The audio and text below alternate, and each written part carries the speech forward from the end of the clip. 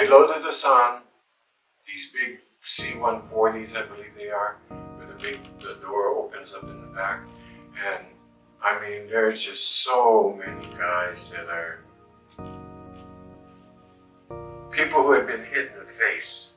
I mean, and their faces are like a hole right here, and they got tubes sticking out of them. People who's, and like I said, their intestines, you can see them, they're hanging, they're right there, and they're a plastic bag covering their intestines. And what they're doing is they're waiting to do all the major surgery back in the States and, you know, wherever they're going to be sent to. They're just keeping them alive for right now. Well, I thought I was going to Yokosuka, Japan, you see, and they loaded me on the plane, and I'm laying there, and we've landed in Guam, you know, and at first I think, Guam, you know, I don't know, that doesn't seem right. Then we take off and we land in Hawaii, and when we get in Hawaii, the big back door opens up, and I can see the palm trees and everything, and smell that air, you know, and this general comes aboard, and he, with his aide, he's got a whole box full of Purple Hearts, you see, and they walk up to each one of us and present us with our Purple Heart and give us a little speech and everything. And they would give you a certificate and a box, and then it had, that's where the Purple Heart went, and a little ribbon that goes on your uniform in it too, you know. And thank you for your service, you know, in recognition of what you've done for this country. You know, you're being awarded the Purple Heart, you know. And at that moment,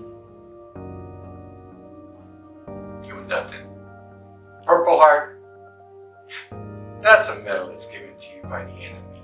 Because you were wounded, you didn't do nothing. I mean, you didn't save nobody, you saved yourself, you know, and you helped your brothers, but that was part of the job, man. You were just doing what you had to do, you know. And so the Purple Heart, at that moment, was no big thing.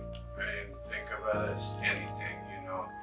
It wasn't until later when the Purple Heart is a unique medal that only if you have been injured in combat, usually wounded, are you awarded the Purple Heart. So it's an exclusive club of brothers. It also shows that you were in combat, you know, because that's how you get it. And for a lot of people who don't know, I've had like Donald Trump who said, "Oh, I always wanted one of these." Well, they were giving them away during Vietnam for nothing, man. You know, so it wasn't till later that I felt a certain amount of pride for having a Purple Heart. I mean, it just gave other people, when they see it, it's a recognition that you are a combat Marine. You're not just anybody. That makes a difference. You know, like I told you, a Marine, when you graduate from boot camp, we were told that today, you can be called a Marine, but you will not truly be a Marine until you have seen combat.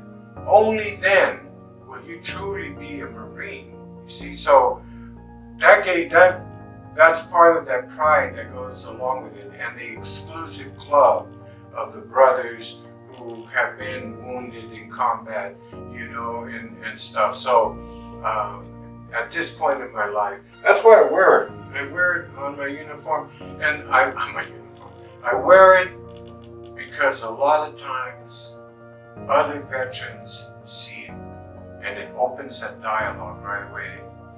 Hey brother, I see you got a heart, man. Where'd you get it? Who are you with? You know, just all of a sudden a whole conversation opens up. So I wear it now with a certain amount of pride, memory of all my brothers who were wounded and killed. It is so powerful that for years afterwards, on July 29th, wherever I was at, whatever I was doing, I would take that time off. And whether my job gave it to me or not, I'm going. You know, I was just letting you know that I'm not going to be here, man. And I would go and find a place to give tribute to the memory